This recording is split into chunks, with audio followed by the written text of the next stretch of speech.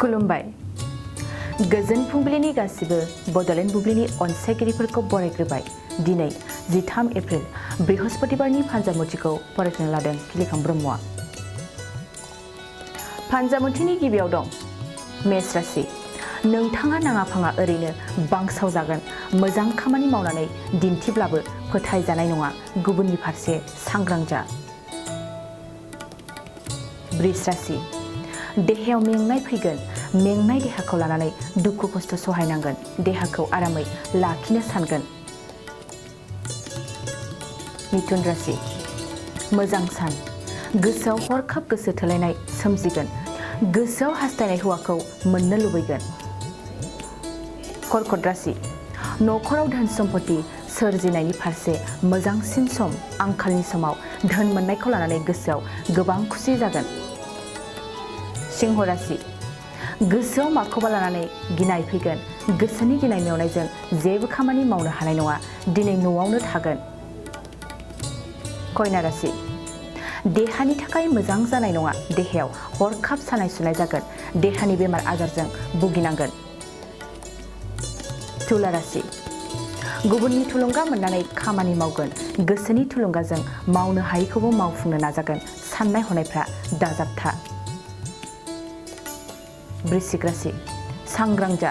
नोंनि सोरगिदिं सुथुरा बांसिनगोन। नोंथांनि मोजां खामानियाव सुथुरफ्रा अराय सम नोजोर लाखिगोन। धनु राशि। बोथोरखौ लानानै गोसोआव हाजासे मोजां मोननाय फैगोन। बोथोरजों गोरोबफानो हागोन। दिनै मोजां गाज्रिनि गेजेरजों समखौ बारहोहरगोन। मकर राशि। गोसोआव गुलाय गुजाय थासारिया सोमजिगोन। मोजांनि फारसे साननो हानाय नङा। गावखौनो बोराबनाय बायदि मोनगोन। कुम्भ राशि। बिमा बिफानि सायाव मोजां बेसादखौ आसा खालामगोन। खामानि मावनायनि सिगां मिजिंनि सायावल' सोनारगोन। मीन राशि। न'खराव मोजांसिन सम। बिमा बिफानि फारसे बांसिन अननाय फैगोन। बिफानि सुखुआव हाजासे रंजानाय लागोन।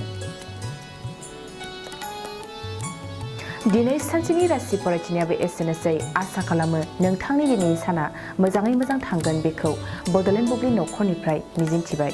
गोजोन्थों। 2023-24 सोलोंथाइ बोसोरनि थाखाय गोदान मुं थिसननाय लानानै फैदों बड'लेण्ड एकाडेमि सिनियर सेकेन्डारि फरायसालिया।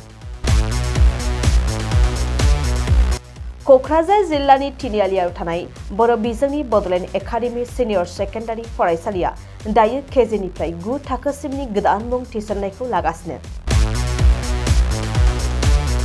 बड'लेण्ड एकाडेमि सिनियर सेकेन्डारि फरायसालियाव गुन गोनां सोलोंथाइ होनायजों लोगोसेयैनो नोंथांमोना बे फरायसालियाव थानाय जानायनि हस्टेल खाबुखौ मोननो हागोन। बेजों लोगोसेयैनो बे फरायसालियाव एक्सट्रा टिउसन आरो इंलिश स्पिकिं कर्सखौबो फरायसाफोरनो होनाय जायो। गोसो गोनां फरायसाफोरा मुं थिसननायखौ बाङाय बेसेनावनो मोननो हागोन। बेनिखायनो बड'लेण्ड एकाडेमि सिनियर सेकेन्डारि फरायसालियाव फरायसा एबा नोंथांमोनहा मुं थिसननायनि बागै मिन्थिनोब्ला नैबे मबाइल नम्बर 9101488399 नङाब्ला थोंजों फरायसालियाव थांनानै खौरां लाहैनो हागोन।